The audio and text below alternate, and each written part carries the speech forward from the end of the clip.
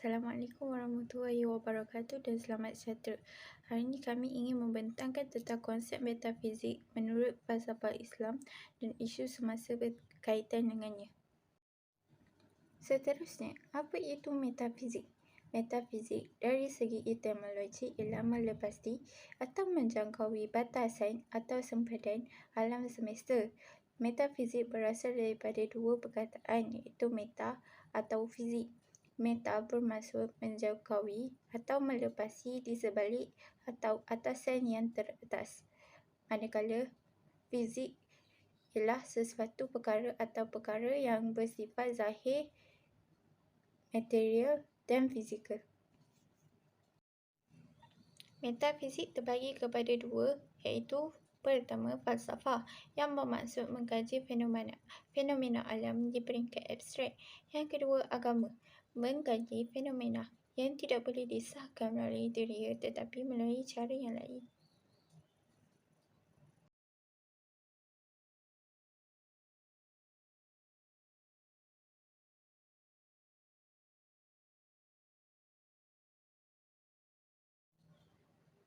Seterusnya, metafizik Islam.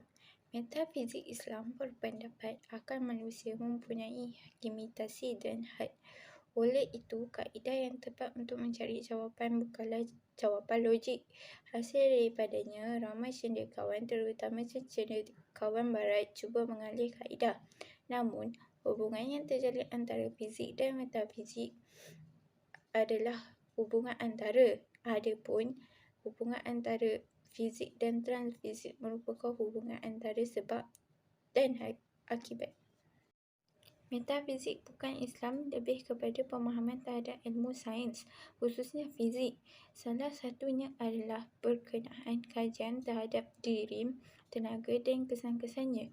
Metafizik bukan Islam juga menyatakan secara asas sesuatu itu mempunyai getaran atau fungsi dan setiap kehidupan makhluk benda bukan hidup boleh mengeluarkan getaran dan frekuensi pada kadar tertentu. Kini tidak heranlah kajian-kajian metafizik turut tertarik mengkaji terhadap perkara seperti aura dan cakra. Maka, kajian terhadap dalaman manusia semakin rancak dengan pelbagai dugaan eksperimen dinilai dengan pelbagai pemboleh ubah. Seterusnya, perbandingan metafizik Islam dan bukan Islam. Islam menganggap metafizik sebagai perkara ghaibiyat. Islam juga tertumpu kepada unsur pahala, dosa, syurga, neraka dan juga fokus pada hari kiamat.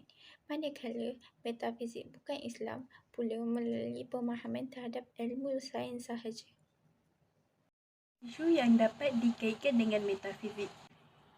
Isu yang dibangkitkan disebabkan oleh terdapat segelintir masyarakat Islam yang tidak mempercayai kebenaran tentang agama dan seterusnya menimbulkan beberapa persoalan yang berkaitan tentang agama. Sebagai contoh, mereka mempersoalkan tentang kewujudan Tuhan. Dengan menggunakan ilmu metafizik, persoalan ini boleh dijelaskan melalui kejadian alam semesta itu sendiri. Sekiranya dilihat dalam bidang kosmologi, dapat kita lihat alam semesta yang besar ini telah disusun dengan sistematik dan tidak bercelaru. Hal ini disebabkan oleh adanya kuasa besar yang menciptanya kerana mengikut logiknya, sesuatu yang dicipta pasti akan ada penciptanya. Jangan terlalu mempercayai ilmu metafizik. Selain itu, melalui ilmu metafizik ini juga manusia boleh mengetahui potensi kelebihan dan masa depan dengan cara menggunakan kaedah penomboran. Cara ini boleh dibuat dengan menggunakan nombor yang berada di tarikh lahir kita. Dengan ini, kita dapat melihat potensi dan kelemahan kita. Menurut Datuk Fazilah Kamsah, kajian metafizik ini 90% betul. Walau bagaimanapun, ianya sangat tidak sesuai dijadikan sebagai suatu kepercayaan meramal masa depan anda kerana dikhawatiri muncul sifat menduakan Allah ataupun syirik dalam diri. Hal ini demikian kerana masa depan seseorang termasuk dalam perkara gaib yang hanya diketahui oleh Allah Subhanahu Wa Taala. Dalam firman Allah SWT, katakanlah wahai Muhammad, aku tidak berkuasa mendatangkan manfaat bagi diriku dan tidak dapat menolak mudarat kecuali apa yang dikehendaki oleh Allah. Dan kalau aku mengetahui perkara-perkara yang gaib, tentulah aku akan mengumpulkan dengan banyaknya benda-benda yang mendatangkan faedah. Dan tentulah aku tidak ditimpa kesusahan. Aku ini tidak lain hanyalah pesuruh Allah yang memberi amaran bagi orang-orang yang ingkar dan membawa berita gembira bagi orang-orang yang beriman. Surah Al-A'raf ayat 188. Oleh kerana kepercayaan kepada metafizik mendatangkan akibat kepada umat Islam, beberapa tindakan haruslah diambil.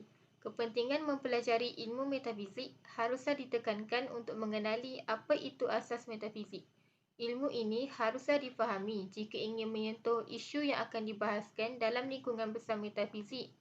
Dan secara asasnya, metafizik membahaskan tentang ilmu ontologi, kosmologi dan psikologi. Pembelajaran tentang metafizik juga mestilah berpaksikan tauhid. Ia bermaksud Tuhan Yang Maha Esa sebagai tunjang utama perbahasan. Kami juga ingin mencadangkan agar pihak bertanggungjawab, contohnya para penyelidik, agar menyelami ilmu metafizik supaya boleh memberi pengetahuan dan pemahaman yang tinggi kepada seluruh rakyat Malaysia. Pihak kerajaan juga perlulah mewujudkan satu mata pelajaran khusus tentang ilmu metafizik di bangku sekolah untuk mendidik anak-anak muda. Bak kata pepatah, melentur buluh biarlah dari rebungnya.